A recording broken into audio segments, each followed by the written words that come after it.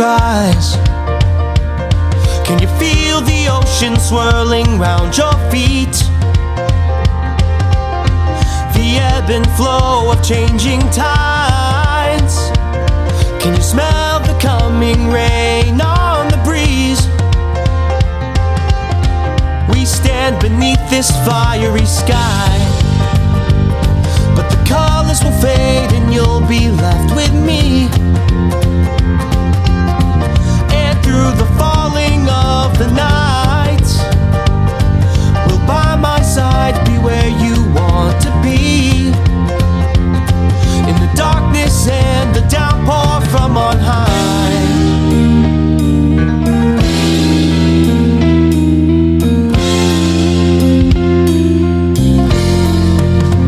Let's leave behind our heavy burdens and that straight, well-traveled road.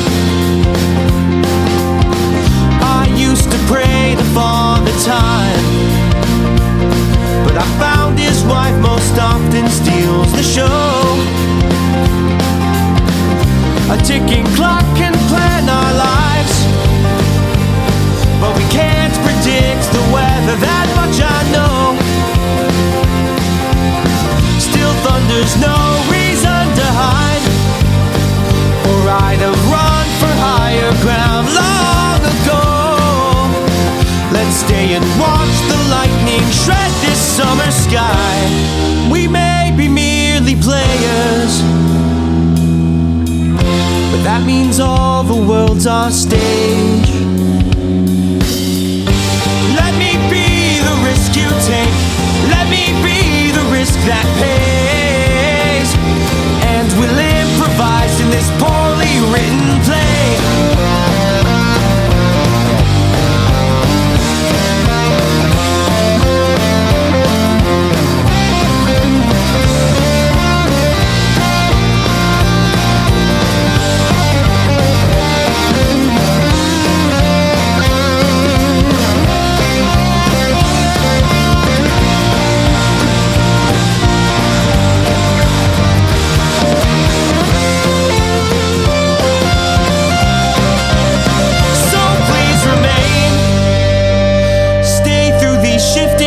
In uncertain times, I'll be next to you with every step you take.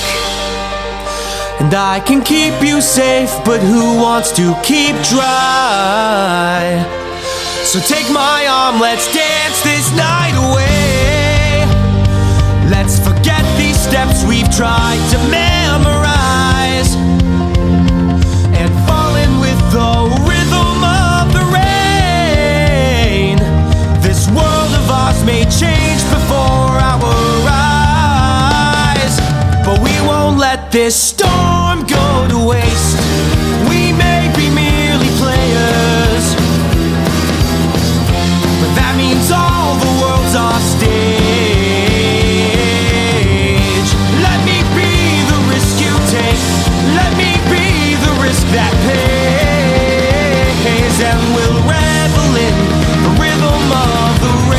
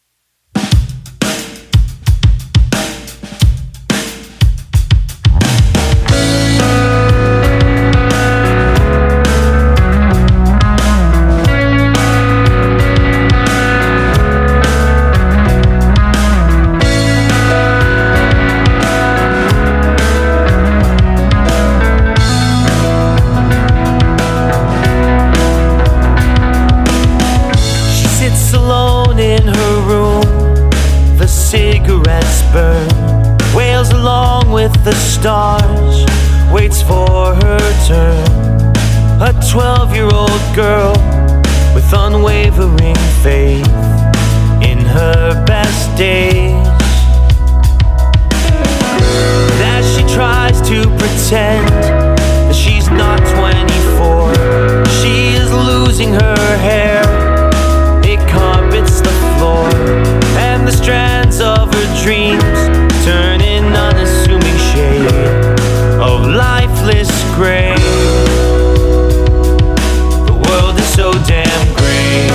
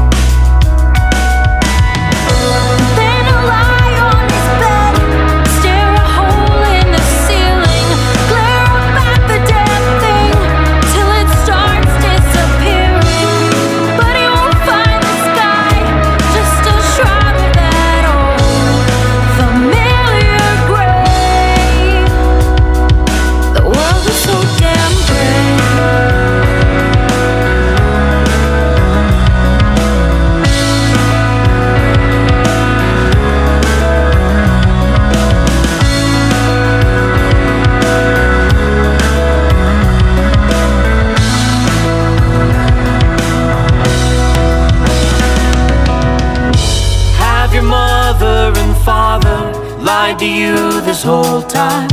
Were the textbooks you read less reason than rhyme? You can't recall when or why your well-traveled feet turned into clay.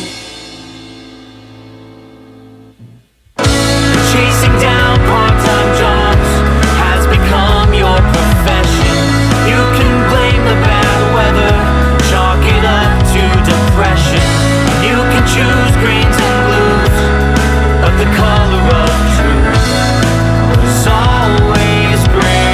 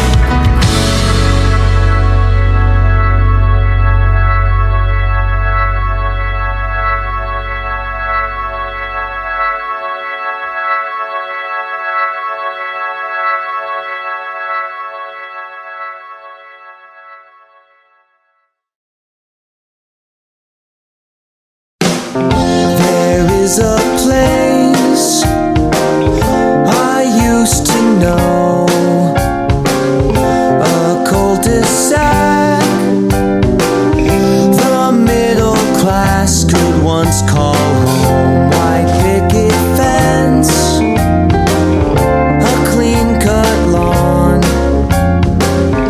the neighbors smile and always left their curtains drawn. What a beautiful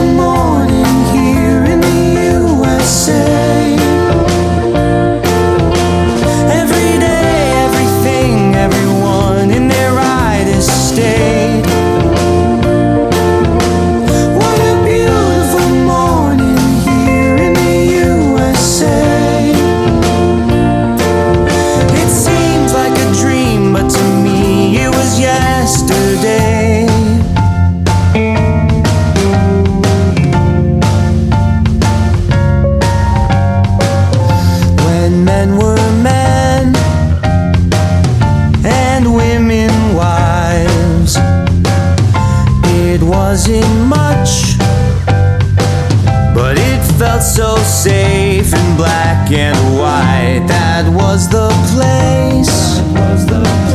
I used to know before we had all of that trouble years ago. What a beautiful morning here in the USA. Every day, everything, everyone in their right estate. What a beautiful morning here in the USA. It seems like a dream, but to me it was yesterday.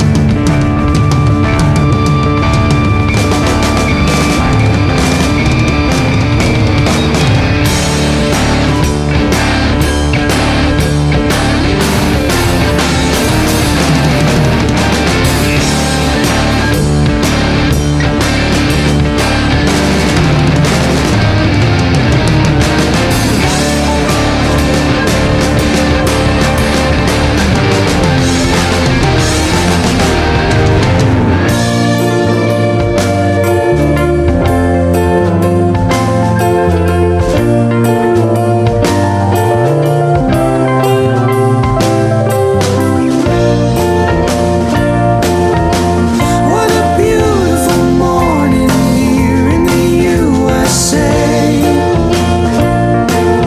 Every day, everything, everyone in their right estate. What a beautiful morning here in the USA. It seems like a dream, but to me it was yesterday.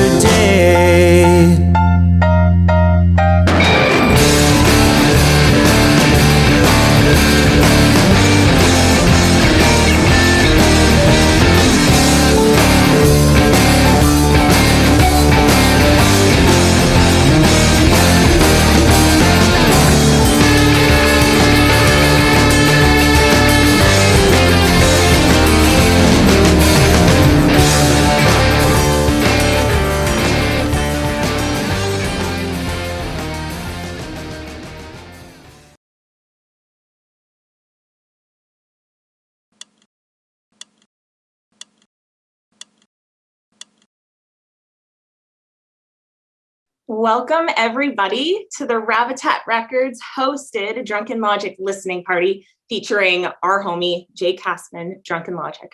My name is Alex Morancy, also known as Madame Defer. I'm really happy to see all of you here, and I welcome our co-hosts to welcome themselves into the room. Whenever you guys are ready, you can unmute yourselves and let yourselves in. Hello. Hello! What a great turnout. It is so cool to see all these people here. So true. Hello. Hi. Remnick. Hey. It's good to see everybody. Welcome, welcome. I'm looking for Zach as well. I don't see him just yet. He's here. I know he's Oh, I have my green screen. I got him. Let's Come go. on in, Ooh, Zach. shimmery. Everybody. The shimmer. Come Hold on on. in. Let me. Welcome, welcome. We have everyone here. How's everyone doing? It's so good to see all these friendly faces from all walks of my life. It's very cool. Yeah, I guess you could say it's a good culmination of this EP because it's only temporary, kind of spans a very, very long time for you. I think first we should introduce the EP, but what I'd like to also let everybody know before we start is that in the email blast you all received, you did get a link for pre-order and pre-saving the EP. So if you haven't done so yet, do it. If you pre-save on Spotify, it will be in your inbox tomorrow. It'll like be in your Spotify. It'll be on your release radar. You'll hook it up. So make sure you pre-save, pre-order, do the whole thing. I'm going to shut up. Jake, introduce us to It's Only Temporary, please. Yeah, this EP kind of came together as a concept a year ago tomorrow, almost exactly. As I was driving up to our mutual pen friend Cheska's birthday party in Palm Springs as the world was coming to a close. And there were 4 songs that just all kind of seemed to fit together musically, from a production standpoint. It was going in a direction that I had not expected, in terms of just a really kind of electronic, a little bit of a poppier sound as well. Excuse me. And it felt like a really cool idea to try and make an EP remotely at a time when nobody could be in the room together. So, and I'm so thrilled with the way it turned out. I owe a lot of people thank yous, and most of them are on screen right now. Ironfist guided this from the beginning to the end. His enthusiasm really is what kept me going through a lot of this. Zach and Remnique, I've been waiting to collaborate with you guys on the studio project for forever, ever. Some of these songs date back to tracks that we played. One of them we played together, which we'll talk about, and another I wrote in Sansom West at the University of Pennsylvania. So we could talk about that too. And then Alex has been guiding the business process through all of this and the marketing, and has been both she and Ironfist have been incredibly patient with me and all of my stressiness as this has rolled out. So thank you guys. Pleasure's ours, honestly. We're all really, really excited about this EP. It's a very cool culminative effort, and I think the best way to start is honestly just jumping into the first song. Get your socks ready, everybody, because this one rocks and rolls. So homies, I will ask you all to mute yourselves, and I will start by sharing A Good Soul is Hard to Find.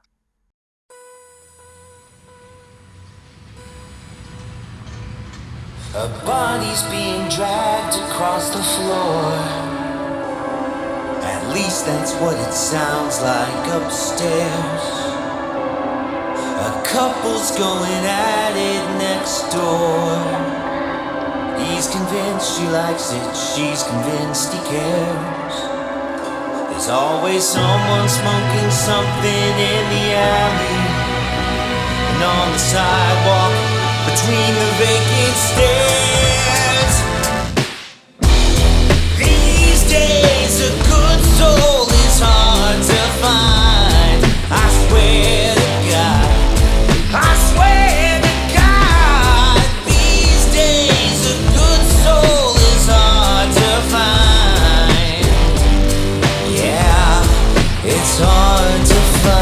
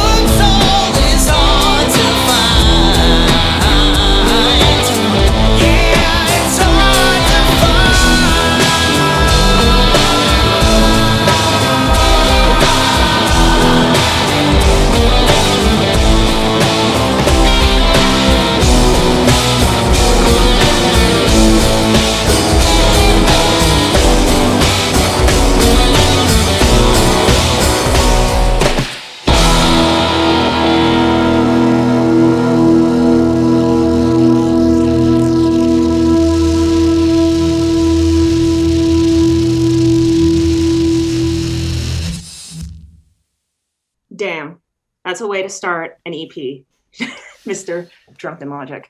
I think it'd be really interesting to broach this, I guess, by asking about your inspiration, because it's such an angsty song. But what I'm more interested in is maybe starting with the fact that this was the first song you guys tackled in the production angle of doing this EP, isn't it? This is true. Yep. Going back to, I guess, May of last year, right, Nick? Yeah, definitely. It's the first thing we worked on. Yeah. Yeah. This, well, and I think it was a good place to start with because, excuse me, I guess all three of us really, but Nick and I were the ones who were working on it. But we had all lived in creepy Boston apartment buildings and heard the noises that emanate from your neighbors over the course of a certain period of time when you're locked in there together. And I just remember hearing the strangest sounds when I lived on Hemingway Street. Oh my God, I was going to ask you, what part of Boston were you living in at the time? Back Bay. It was definitely Back Bay. Yeah. Wow, lovely. I had an alleyway behind me too. So in not just the stuff from my building, but the stuff from all of the neighboring buildings just kind of echoed through. There were over 100 rats living in the alleyway behind that building for the first year that I lived there. I've since learned, having lived in LA, that's not a unique to Boston thing. I felt like it was, but no, that's just part of living in an apartment building. Is you hear all of everybody else's business. I think those Fenway rats, though, are a special type of rat that only exists truly in Boston. They're a little bit bigger, a little bit scarier. They mean business. I remember. Someone who lives in New York City, I'm going to have to interject here. Yeah, That's true. They order their own pizza and everything. But Yeah. I definitely remember like the first couple of times I went to Boston, even before I went for college, like the first 2 times I visited, I just remember going into the Commons and seeing rats like not like running to hide between places, but just like out for a jog. They just didn't care. Yeah, they're pretty fearless. Yes. Yeah. Yes. They know people too. Yes. Yeah, and so like the sounds and everything that you get off that project is, and this first song, is we talk about like word painting a lot, so we're like capturing a lot of that stuff. But Boston's also kind of like one big dormitory for like 1,000 different colleges. So like you'll smell people smoking, pot in the hallways, or you'll hear a couple going at it. It's definitely like one big dormitory everywhere. Speaking of the word painting, we should highlight that the argument that you hear in the second verse is Alex and Ironfist screaming at each other. Yeah, definitely. Yeah, we common course in our house. It was just a moment, we found ourselves on a Monday and decided, well, record it, put it in there. Yeah, it was a real fierce argument. They nearly broke up, and in the middle of it, Nick was like, "Wait, let's record this for this thing I'm working on." Yeah, definitely. And we'll go from there. Yeah, it's like, a musician, we can never pay rent. So, no. If you listen to it, you hear something about the rent. But yeah, that was actually the moment with that song where I really felt like the word painting and trying to do some of these more like interesting sound effects really like tied everything together. I felt at that point, like I tried a couple different things that we took out, some of the things we kept in, but that particular fight just felt like, okay, that's the direction that we should go for that song. And it's something that we actually, I also thought about a bit when we'll talk about later some of the other songs too. So there's a little bit more of like that theme of word painting, especially with Jake's lyrics throughout this whole EP.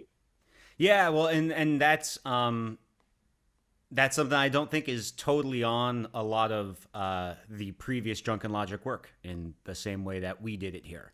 Yeah, but that was all entirely Ironfist's idea too. I should not be taking inspiration for that. Nick asked me a whole bunch of questions about the kind of art I like beforehand, and really just took that and ran with it here in a really cool way. Yeah, definitely. I wanted to know just a little bit about, and I also knew these songs that, I knew that he had written these songs with some of his friends, from before, and some of these songs were born before, for years. They've been around for 10 years, 12 years, a long time. Yeah. So I just knew that it's like you're doing something different, but you're doing something that is maybe one of the first things you've ever done. So it's an interesting perspective to kind of come from with this thing. Very much so. It's very true. Yeah. So on that note, guys, I think so this is probably the hardest song on the EP, I would say as well too. Like this is really like coming off with a bang, start with a bang. A lot of you might have heard this next song because it was the single that was released a couple weeks ago. This is Lost in February. We are going to play the lyric video tonight when we're doing the preview to show off some amazing work by our friend Phil in Germany, who did the 3D art for the lyric video. And this is going to be an extra special conversation after this because I'm pretty positive all of you were involved in this one. And I'm definitely going to want to hear from you two, the quiet ones, because I know you guys have a story associated with this. So yeah. Get ready. It might be a little PG-13 here in a little bit, y'all, but let's listen to Lost in February and we'll take it from there.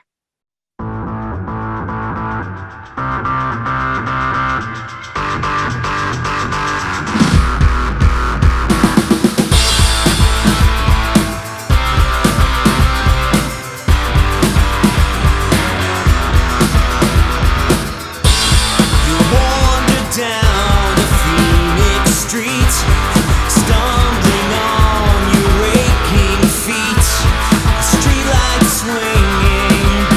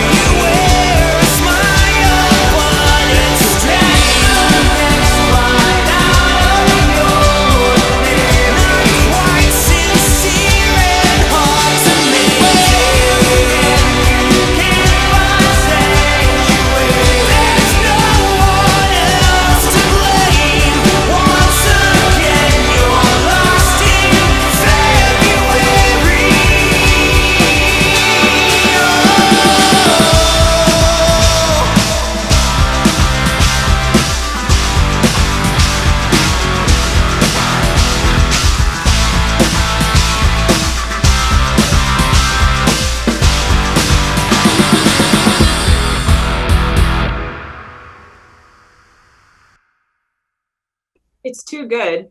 So as I said Really proud before of the that one. song started for Lost in February, this is gonna lead into a slightly PG-13 story, but I'm assuming mom and dad probably know about this at this point. No, I don't think they do, but that's fine. Okay.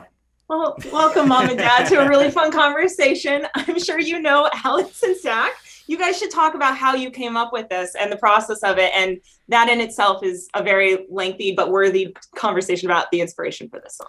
Yeah, so I guess my first question to you guys, Alex and Zach, is do you remember what we did to celebrate my birthday freshman year? Am I supposed to? I mean, when you tell the story, it'll make sense that you don't remember. But I want to say I know, but I definitely. oh, this is funny. So I get to refresh your memories as we Yes, do this. This please is great. do. Okay. Oh, no. So I wasn't under yes, the impression I was required to remember anything from freshman year of college. yeah, I get that. I was That trying makes. to see if I could piece together the story like from the lyrics. Oh, so I should actually say the lyrics have nothing to do with what we came up with that day. The lyrics are about I flying home from Philly. I got stranded in downtown Phoenix for a night because I was supposed to fly through Las Vegas and it snowed in Las Vegas. So I got diverted to Phoenix and I had to spend a night there, and there's nothing open in Phoenix after 10 p.m. Literally, if you walk outside in downtown Phoenix, it looks like 28 days later. It's great. It's creepy. But a few months later, we decided to celebrate my birthday by making weed brownies for the first time. And we didn't know how to make weed brownies. So do you remember what we did with these particular weed brownies? Sorry? Is this when we used Cheska's weed that was like way better than we were? I think we used, yes, I think I remember you being mad at me for using the good weed, not the crappy weed. But we also Bad. I was just like, oh. well, you told me not to. You said use the shake and not the flour. And I think we used the flour. But the other thing that we did is that we just ground it up and mixed it in with the brownie mix. We didn't actually like make the butter or anything. So they tasted terrible. Oh, sounds good. No, it sounds delicious. That means they didn't work, right? No, they worked. Oh, they definitely would still work. Yeah. Yeah. Not the most efficient way of doing It was just like eating like a bush or something. Like it was just not. Yes. My dad says always make it with the butter. I'm Your glad dad you know that, Dad. you should have spoken to him about this way before. I guess so. I guess so. He was the most appalled that we used the good weed. I've never been good with edibles, but back in college, I still was delusional that I could. Fair enough. We had a lot of delusions back then, as about half of the crowd in this Zoom can attest to. But what happened next was that we went and we jammed in the Commons music room. Yes. In like the basement of Commons. And I remember there was like an old toy, like an old 80s attempt at like a children's version of an old B3 organ down there that I love to play. Yes. I remember. And I also remember that for the most part, we were way too sloppy to play anything good. But the one thing that we normal too. yeah, that's not far from the truth. That was just us. But the one thing that we played that was good was the opening riff to this song, or at least this chord progression. And I was basically, no pun intended, baked for the rest of the night. And we went to a Bloomers show that evening. And while I was sitting in the crowd at the Bloomers show, this song came to me. Basically. And that I've been looping that keys hook at the beginning of the song in my head basically ever since then. I also know that our old college band, which had 4 different names across 4 different years. Actually, I guess I was only part of it for 2, and then I was just a featured artist. But sorry? It was what, 40 Thieves, Yes and the Nose. I don't remember what it was the last I 2 think years. that was maybe Yes and the Nose and Meredith's Toes. Weren't we briefly right on Red? I don't think so. We had a lot of discussions about it, but I do remember that in the other music, the actual music facility that was right across from the quad, I forget what that was called. Yeah. We actually played a somewhat full version of this in one of those practice rooms, and the guitar line that comes after the first chorus in this recording was written by Remnique. Wow. That was something you came up with. You look pleasantly surprised. Yeah. Surprise. I don't know if we demoed this with Alex Lustig or I think we maybe. I don't know. I'll see if I still have those files somewhere. I think I might. Yeah. But I don't. I know there was Wagon Wheel because we used it 4 years in a row to get into Spring Fling, but that was Nice. about it. Boston Anthem, every bar, Wagon Wheel. Yeah. Every karaoke bar, Wagon Wheel. I had never even heard that song before you guys told me we should cover it. Really? Well, it's Never just once. Did it change you though, Zach? I mean, now that you know it, Did it what? change you. Deeply.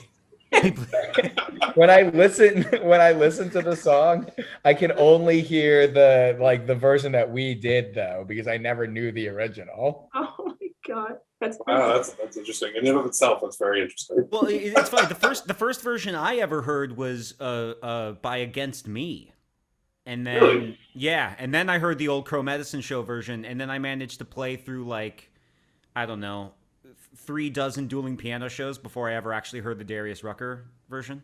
Oh wow, really? Wow. Yeah, something like that. But That's interesting though. So Remnique, what did you play?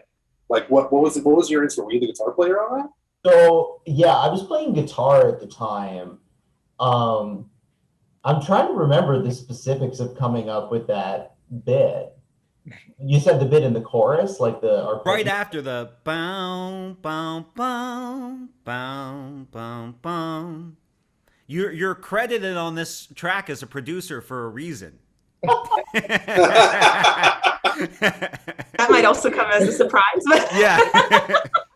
I worked really hard on it. Somebody hasn't looked at our Bandcamp page to verify this, but that's okay. I think I had something to do with this song, but I for the life of me could not remember what specifically. Oh, that's so funny. Which is so funny. Yeah. But yeah, this song is 12 years old, damn it. And it's so cool to have brought it to life all these years later. yeah, Because I always heard something like the way that this ended up, but never had the technical capability on my own to make it such. So. Yeah, I mean, it's interesting working with the limitation of being distant because this was the second one. We actually worked on these basically in order, and that was kind of Jake's. That was Jake's idea, I think, because we kind of did them in a line. You didn't go here's the last one and here's the first one. It was 1, 2, 3, 4. Which is definitely not how we made the studio albums. Right, so that's interesting too. It's like you never shoot a movie in order. No. So yeah, but and movies were a big aspect of this. Like Jake, you're a big fan of Christopher Nolan, and so this video inadvertently, almost by just coincidence, became kind of like an Inception thing. The lyric video for Lost in February, where the animator he basically did that. So the music also kind of on itself, yeah. Yeah, and so when I told him that, I was like, "Wow, that's amazing." Because that's literally one of the things we talked about before, we sent it to him before it was even done. So it's interesting to see kind of how this song has all these different inspirations kind of coming together. It's pretty awesome. Very cool. I know this. Honestly, it's a great song. It's doing super, super well on Spotify. So if y'all want to make it blow up even more, I would suggest go check it out or go buy it on Bandcamp or go buy it anywhere you like to purchase your music. We purchase our music here in this place. Alex, do you mind if I plug something real quick before we Yeah, go? please go for it. Do it. So I am fortunate enough to be an artist for the Imago Music Festival, which is coming up this Saturday. I'm going to be performing at 5:15 p.m., just doing a little bit of Drunken Logic solo stuff, maybe throwing a cover here and there. The festival runs from the 12th through the 21st. Sylvia, who's here, actually was the one who pointed out this festival to me. Thank you for doing so. You're the reason why I'm in it. And several people here have been kind enough to donate to the GoFundMe that we're doing for it. All funds from the festival go to United Friends for the Children, which is a local charity that provides education and job placement opportunities for children in the LA foster care system. And every artist, there's over 50 of us, we're trying to raise $1,000 each for the cause. And we're at $725, and I would like to get to 1,000 before I go on stage on Saturday. That's the goal. So if there's anybody out there who can make a donation at the link that I just put in the chat, I would really, really appreciate it. Thank you very much. Great. Yeah, it's going to a really good organization. Yeah, thank you so much for sharing that. Yeah, go to the link in bio. Please check it out. Donate if you haven't already. I need to donate tonight. Thank you for reminding me, sir. On that note, let's jump into the next song we have. This one is a little bit lighter, I think, than the other two. Very beautiful lyric work on your end, my good man. Thank you. So we'll jump into I Believe in Gravity.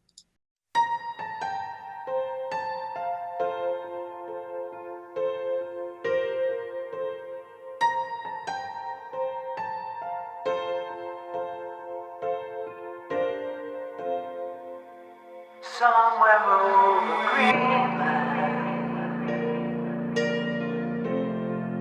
it's crystal clear tonight.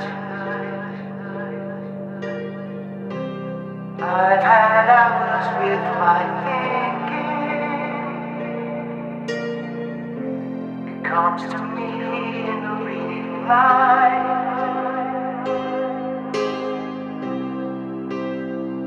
I'm pretty sure we don't all get what we deserve.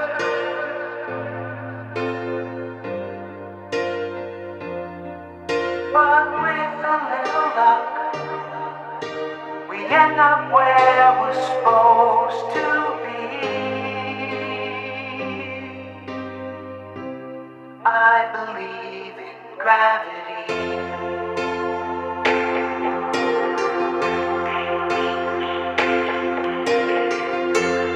Not that I'm afraid of falling, scared that I already am. It's the steepest, sharpest angle. They call to me to join the town.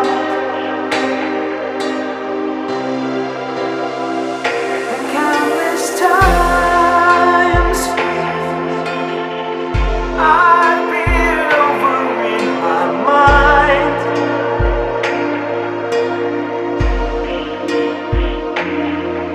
but I don't lose my balance. I always seem to keep my feet. I believe in gravity.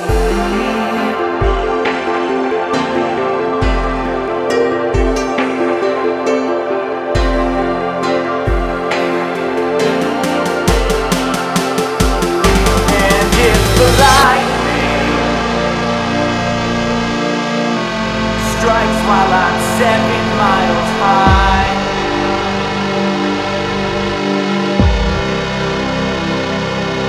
If the first shot in the next world war sends me tumbling from the sky,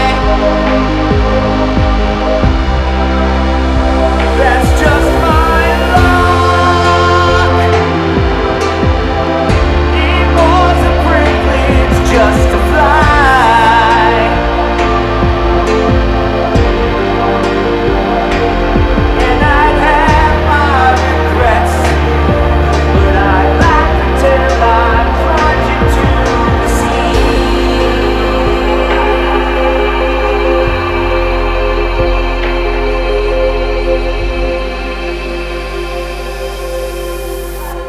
I believe in gravity.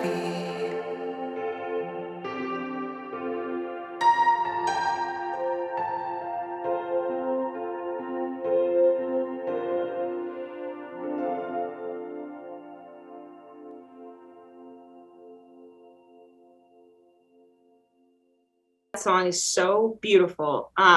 That's one of your newer written songs, isn't it? Did you write that while you were in Boston? I know. I wrote that on the plane back from Sicily in the summer of 2019. Thank you, Mom and Dad, for taking me on that trip. Wow. Yeah. Oh my God. Do they know that? I don't know. I played the whole EP for them back in December. I don't know if that came up when I played it for them though. Okay. That's really, Yeah. really nice. And Yeah. Alex, you were involved, I think, in this song in some capacity, right? Yeah, I helped out with sort of, I wouldn't say the songwriting, but more of the production angle of it. So I really wanted to have that like big dramatic buildup that happens about midway through the song. I mean, I come from like an electronic music background, mostly like house music. So I wanted, there was like an opportunity to kind of have this song be like this really sort of slow, airy build that just like freaking goes for it emotionally at one point. Like, I don't know, like in house music, there's like a bass drop. In this type of music, there's like an emotional drop, and it kind of has that moment. And I don't know, I just really loved the lyrics too, and I was really excited to get to work on this one. Remnique and I had been, we'd sent stuff back and forth for literally years trying to figure out how to collaborate together on something before this. Mm-hmm. So I'm so glad it happened on this song. And of the songs I sent you, because I'm pretty sure I sent you all 4 of these and was just like, pick one. Yeah. And of the 4, I was very surprised that this was the one that you picked.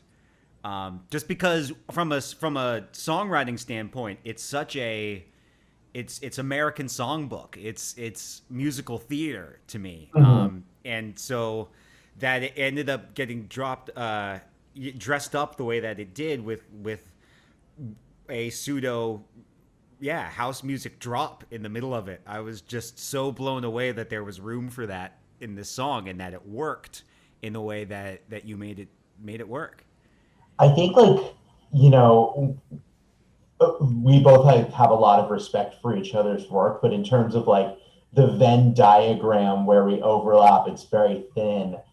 I think.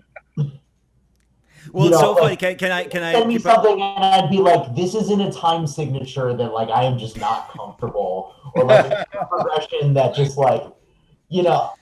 And then you'd send me something, and I'm like, I'm not a top line writer. I can't help you here. Yeah. Basically.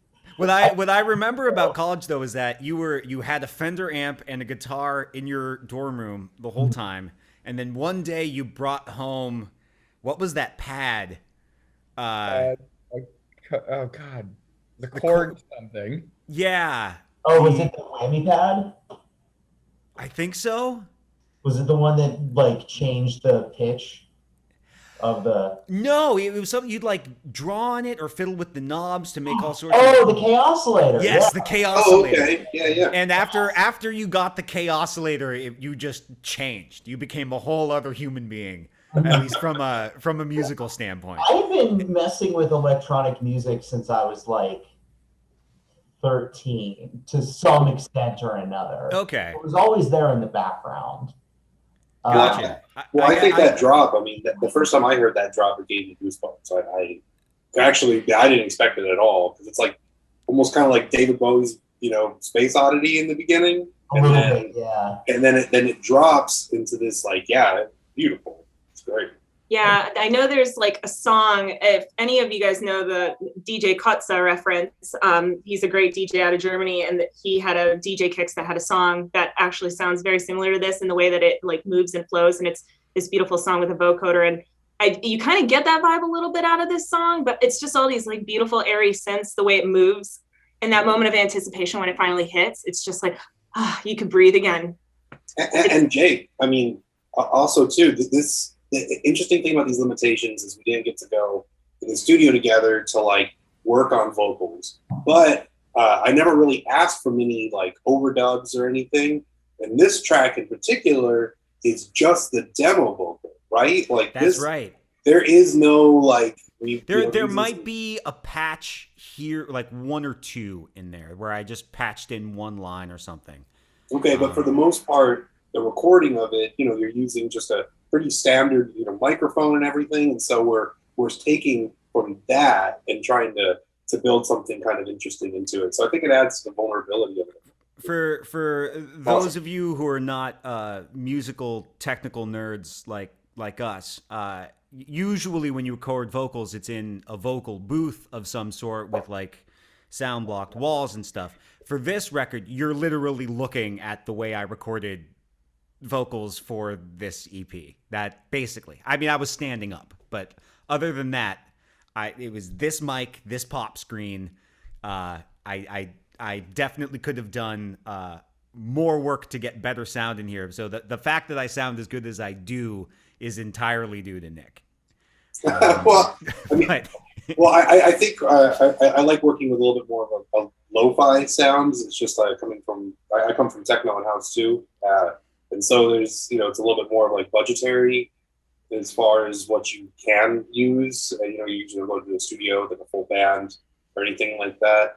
So I liked being able to work with that stuff, and especially for this song because it's like the take is just really good. So you just want to work with it. I mean, even like the vocoder sounds is I tried a couple different vocoders and none of them really worked. So that's just what he sent me as well. Like nothing really has changed on the vocals very much. I don't think there's very much mixing on it either, except a couple little, volume up, volume down, swell stuff. That's it. Like some rides. That's it.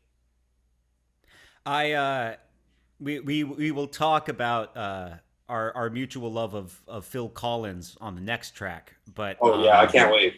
But I was really trying to channel Matt Healy on this one, who's the lead singer of the 1975, who I think is one of the great voice actors in music right now. Incredible. Is Zach groaning?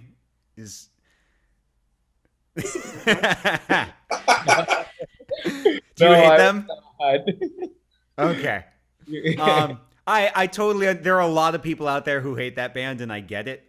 There's some stuff of theirs that I hate too, but he the way he can change his voice to suit the song is pretty remarkable. And what's sound like a everyone's completely different person? What's everyone's influences kind of with this, like with their music, like and a lot of that you playing, with each other. You kind of. I have a really good friend where it's the same kind of thing. So you kind of, because you're coming up together and you're like jamming together. So their inspirations almost kind of become your inspiration. So maybe Dave, for Drunken Logic, is there anything from, Alex and from Zach that influenced you, Jake? Like, that you discovered that they turned you on to? That is a very good question. Indefinitely, yes. Zach is the only reason I would have volunteered through the radio station I worked at Penn to go to a brand new show. That definitely happened.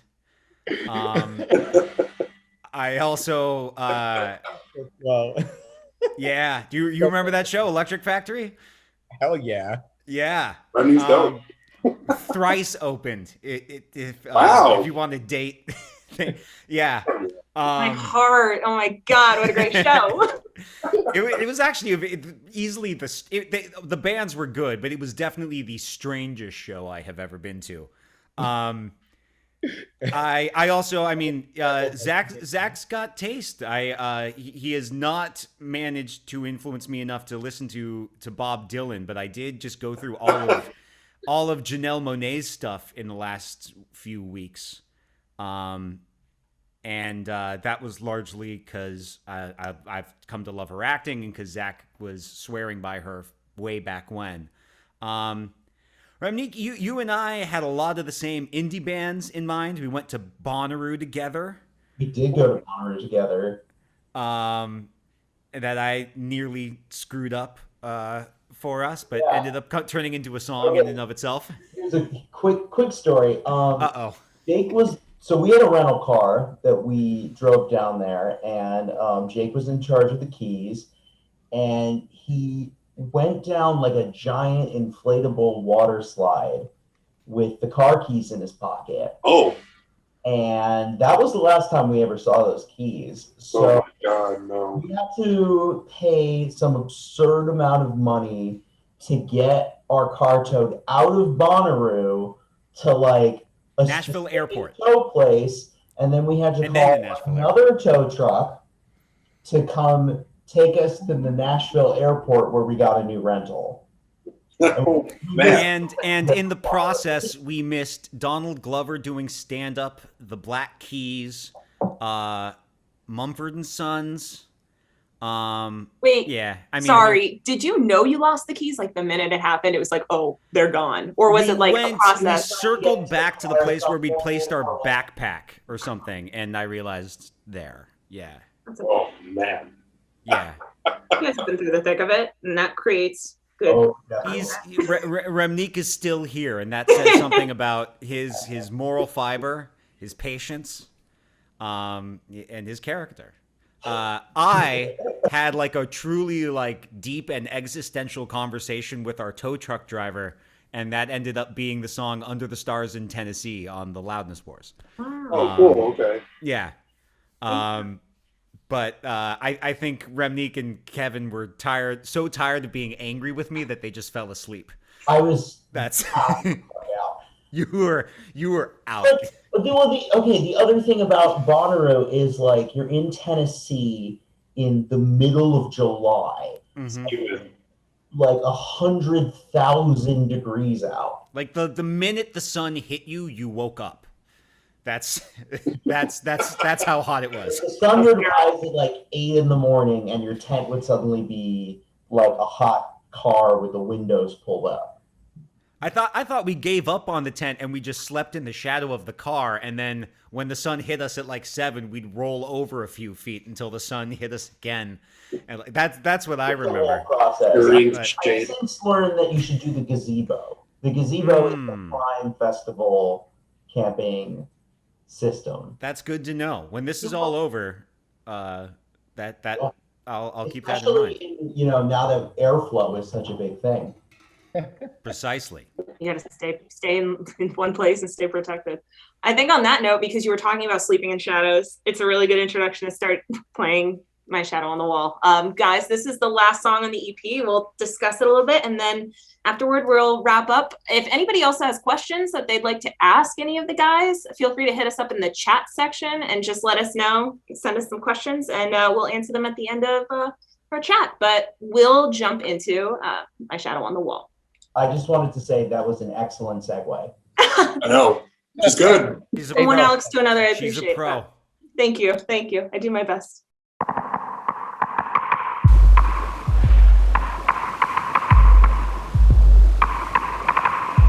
I sat at my window and watched the rain. With each breath the frost came to life, then died on the window pane.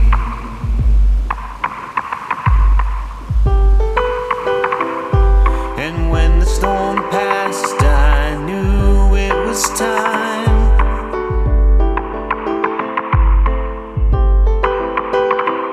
to walk out the door and leave another home behind. And then I gazed upward and studied the skyline. I wondered who was working late that night.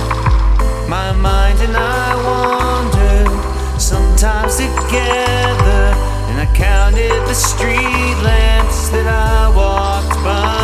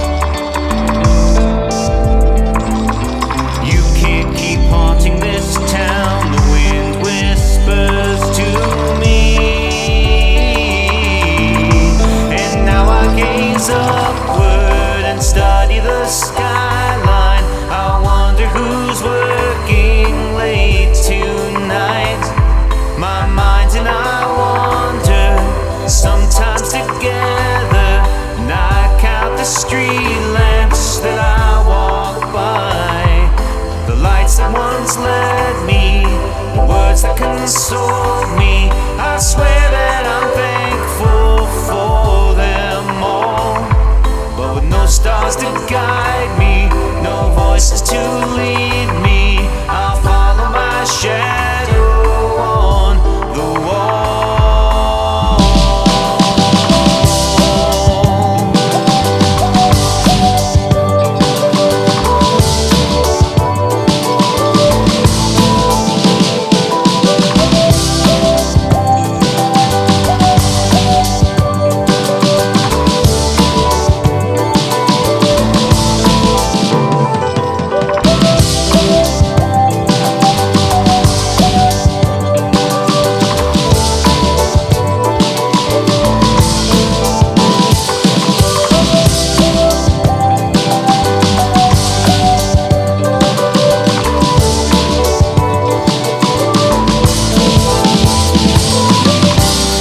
Wherever I'm going, I'll leave there someday.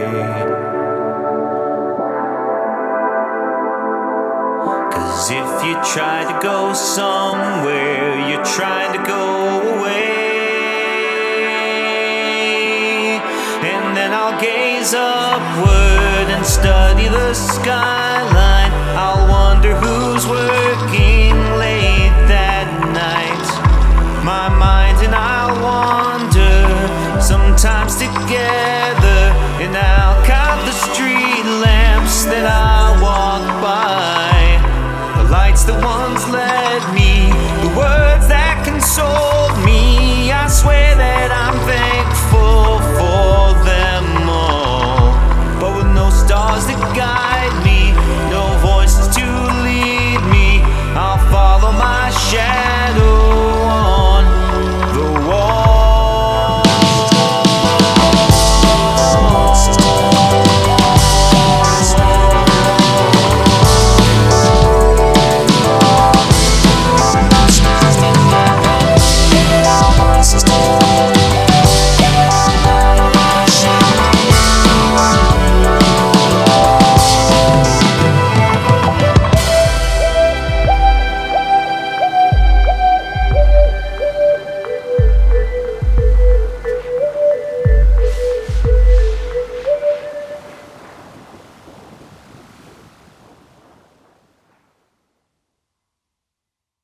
So fantastic. The layering. And also, I think it's worth pointing out, like right off the get though, Zach, you don't do music necessarily by day, but you're doing music on this song. You're like rocking that bass. You're rocking the bass. Hell yeah, he is. I was so fucking ecstatic when Jake asked me to play. I've played the bass for a long time, but had given up on being professionally recorded and being on a release. And then Jake reached out and I was like, fuck yeah, buddy. I'll be perfectly honest. It was not planned. I'd spent not because I don't appreciate your playing, just because it hadn't occurred to me. We'd been working as Nick referred to earlier. We worked on this EP in sequential order, and so I just spent like several weeks going back and forth with Remnique, and then Zach and I just happened to have a solo Zoom call at some point towards the end of the summer, and as I was signing on, I was like, holy crap, we could do this. And so I ended up express mailing him my old audio interface so that he could plug in and record for us to make this work in the time frame that we had. Oh my God, did you have to overnight it, or how did you get it? It was overnighted, yeah. I think it was overnighted over the weekend, right? UPS. It was. And what can Brown do for you? It showed up on Monday, and you're like, all right, we need it by Wednesday. Yep. It's like I'm on it. And then and for those of you who don't know, Zach is a neurologist. He has other things that are much more important for him to do. Like using that brain power. No. Yes. The bill was a lot, Johnny. The bill was a lot. But it was totally worth it. And I'm so glad we made it work because the bass parts are awesome. Sure, everyone. I had nothing better to do. I would like to assure you guys that neither did I. I had so At least much you guys are fun. reliable. That's all I can say Yeah. about you guys. Is really, you got the badge of honor tonight, guys. Yeah, it's a ride or die. I love it. It's It's very so true. much I thought I had Jello. more time too, and then Jake was like Wednesday. I was like, all right, the research project I can do later. Yes. I hate that research project anyway. Priorities. You know what's good for you, Zach. I appreciate it. Very true. So now you're actually on a song. You're on an EP, and you are recorded, Zach. So welcome into this level of things. I can tell you something. This song is getting published. My research is not. It's your fail safe, man. We got you. You always got to have a backup plan, and you have yours. Yeah. I'm actually on service. So I've got an early morning tomorrow, and my little med students are all so excited to hear the song tomorrow and the whole Aw. EP.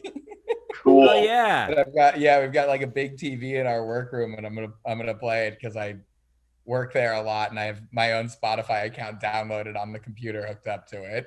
So Well, that's how many teams fantastic. do you have? If they don't like the song, can you fail them?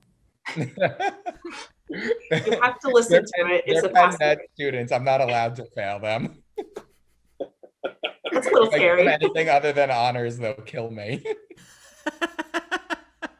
God, it's intimidating. So now we all know how you ended up where you ended up, but okay. It makes sense. If you stay at Penn the whole time, they treat you the same way. Oh man, that was my mistake. Wait, That Zach, was what is my the age mistake. group? What's the age group of these students of yours? Oh man, I think one of them's a returning PhD, so he's probably older than me. Oh my One God. of them's there's this weird thing that they do where if you're a OMFS, so like dental surgery resident, you're a resident and a med student at the same time. So he's probably older than me. But generally, I don't know, mid-20s is what they're supposed to be. So maybe mid-20s to early 30s. Okay. I appreciate you making the time. I mean, I know because you're Philly, it's late your time right now. But thank you Very. for joining us to tell us about your awesome bass. I like the overnighting. I had no idea that even happened. I knew Nick was telling me about getting Zach on the track, but I had no idea that you guys I know that was a really quick, you guys put that together pretty quick, huh? Like the actual production angle of I'll Follow My Shadow on the Wall. Yeah, well, this song is kind of just a bunch of hooks that are Tetrised together over the course of like 5 minutes, basically. And the two things that I'd always heard in this song, because I wrote this song in Sansom West, and which was our dorm sophomore year. I shared a bathroom with Zach, and we lived across the hall from Remnique. And this song is about, it was inspired by leaving Penn to go to Berklee College of Music. I'd left my old high school to go to boarding school, and then I went to Penn for 2 years and then realized I was going on to Berklee, and I had this realization, this really sad epiphany that this was going to be my fourth school in like 6 or 7 years, and that to kind of pursue this dream that I wanted to go and chase, I'd have to keep leaving people behind that I loved, and leaving all of my Penn friends is still one of the hardest things I've ever had to do. And so many of you guys are here, which should be evidence of how hard it was to do. The irony, of course, is that I ended up staying in Boston for 7 years. But that's what this song is about, is this idea of always knowing you're going to have to move on. And the other thing I'll say, you referred to the vocoder earlier, Alex. I recorded that vocoder through this little dinky keyboard I have for my stage shows for like wedding bands and stuff. And actually, there are two people we should shout out before we go any further. One is Dave Austin, who played some really magnificent guitar tracks on the first 2 songs on this EP. All of that work is his. I played guitar on this last one. It's the first time I've played guitar on the Drunken Logic record, so that's awesome. But Dave is much, much better and sounds much, much better. And I don't know, man. did a I hell of a honestly, job. Dave's awesome. Nothing against Dave. I love Dave. Dave's my really good friend. But your guitar on this just makes it for me. I love it so much. You can You can hear it in the second verse is where it really kicks in. Yeah. And it's a nice little part. and I managed to play it somewhat in time, and you managed to fix it when I didn't. And then the other person we should thank is Mike Hollowatch, who I play in a wedding band with here in LA a lot, and he played all of the live drums on this record. I think the only track he's not on is I Believe in Gravity. But the vocoded vocals you can hear are from my live keyboard that I just, again, was something just from the demo that I assumed Nick was going to I assumed he was going to actually take my real vocals and vocode them on his end to make them sound much better. But apparently a micro Korg is studio ready. That's good to know. Yeah, actually, yeah, that story for the last song was actually for this right here, where I was really, like with this vocoder, we tried 3 or 4. I tried 3 or 4 different ones, and yeah, none of them really worked the way that I wanted it to work. I obviously was like kind of referencing Daft Punk, but yeah, there's I can't remember the name of the song right now, but it's one of the more ballad songs from their last album, the Disco album. And that's kind of what I was hearing, but then I was like, well, the voice is so distinct on top of that, and I don't want to lose that take.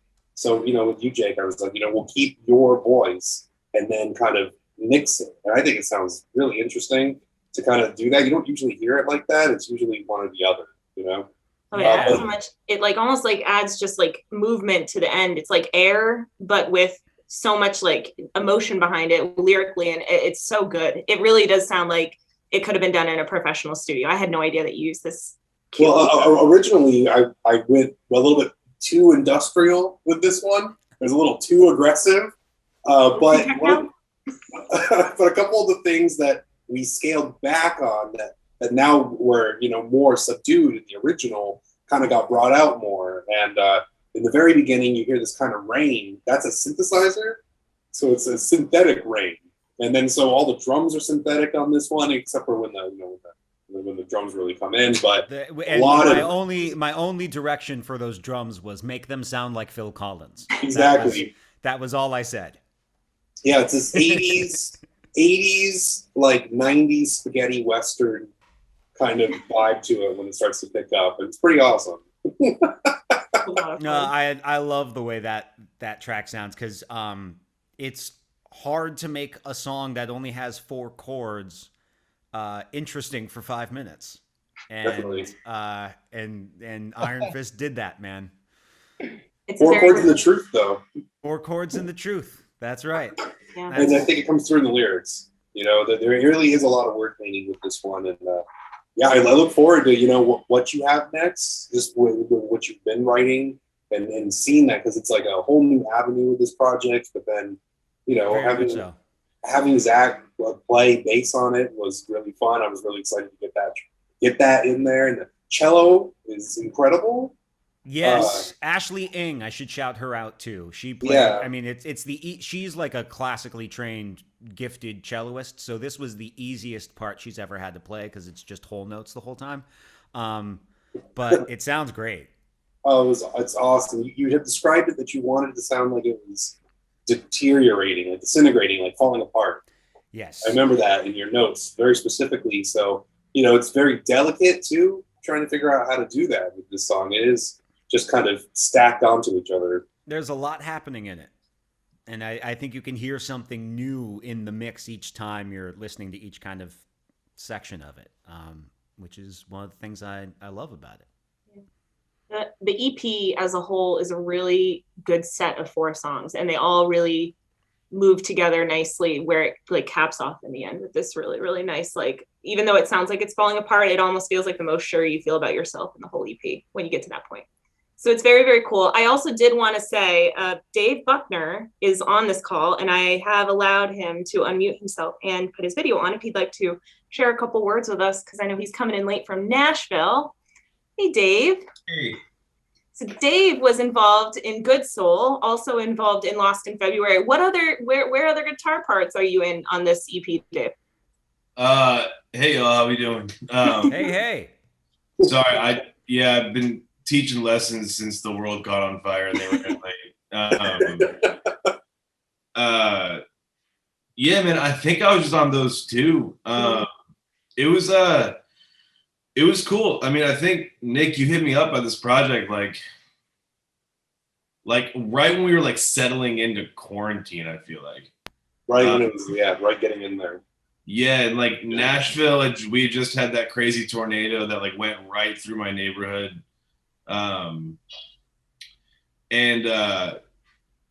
Yeah, sorry, I'm super out of it. I got the vaccine yesterday and I'm like fucking Oh my God. beat, man. It's Wait, like was it second dose or first dose? first dose. Okay.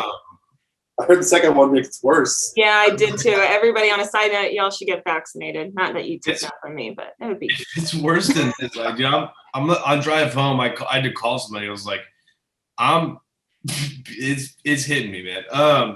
But yeah, dude, I think so. Like, yeah, Nick hit me up like right after that. I think we had a friend living with us, who lost his house in the tornado, and I think he had like just moved out. You were just getting to use your studio too. I had remembered because originally we had talked about some reamping and some different things like that. But when we kind of hit you up to work on the project, we were like, okay, we need to have an actual amp on this. You know, nothing synthetic. Like there's a lot of software on this album, but this is one of the things where we were like, we need to have real bass. We need to have real guitar. At its heart, it still needs to be a rock album, even though there's going to be these electronic elements inside of it. I think fundamentally it really is a rock album, and then just brings in all this really cool like genre bending, like electronic elements to it, between, I would say, like anywhere between house stuff and like synth pop stuff. It's really fantastic. I think that it crosses the lines with a lot of different audiences. I gotta say, like, not to like toot anybody's horn, but the feedback we've gotten on this EP and about lyrics and everything, everybody's so kind of impressed and floored by just how this came out. So I mean, congratulations to all of you, honestly, for this effort. You all deserve serious like pat on the back for just coming together, especially during a pandemic, given that all of this started in the midst of like being in our apartments, amidst all this terrible stuff. This really awesome thing came out of it. So all of you really deserve, the credit for this. It's like a virtual band. It's pretty awesome. Like, you know, and that was the thing too with putting Dave on this project is, I know you guys have had some classes together, Jake. So I know that you guys kind of I think, interacted with your songwriting what careers. was the class, Dave? I've been trying to remember. Dude, man, fuck if I know, but it's crazy. Like, I remember it wasn't Prog Rock 3, was it? And like it could have been like one of those weird like guitar-mini things, because I played with Sam Sewell a lot. Right, who was the bassist on the first Drunken Logic record, for those. And then it was wild. Like when you sent me the music for the sessions, you and I had like this email chain. Like we were like booking a tour together or something. Like, I think that's true. Yeah, man, yes. It was wild. And like I was looking back on that, I was like, shit, dude. Like, and then I was like, did that ever happen? Like, I don't remember. I don't think it did. I didn't think it did either. Like, it was, but yeah, I remember it was one of those weird Berkeley things where, like, I don't know, Berkeley was so, like, not cliquey, but, like, everyone kind of had their people. Not in, like, an exclusive way, but, like, so you knew people in, like, different kind of camps, I guess. And there wasn't a lot of overlap. I tell people that it was a school without a campus, and it's just antisocial musicians. So you can go the entire time without knowing, like, the majority of people who go there. Oh, yeah, dude. And I was just, like, that nervous, like, hippie dude who just smoked weed and tried to get into Miles Davis records slowly at a time. You know, like, it was... It was just like weird, but yeah, man, it was like a cool full circle moment when Nick called me on the record, and like, it was cool, like getting back to like the actual tracking of it. I mean, I've been in Nashville for 5.5 years, and you know, a lot of stuff I'm doing down here is like real Americana stuff, real country heavy, obviously. You know, I've been touring with like bigger pop country bands, so it's like, it was cool. This record got me out of my comfort zone in like a really fun way. You know what I mean? Like, and like, I don't know, like, you know this by working with Nick now. Nick's brain works in like the coolest, weirdest way ever. So like, the reference tracks were like, yeah, man, so listen to this Sturgill Simpson song, and then this Nine Inch Nails song, and then just like whatever.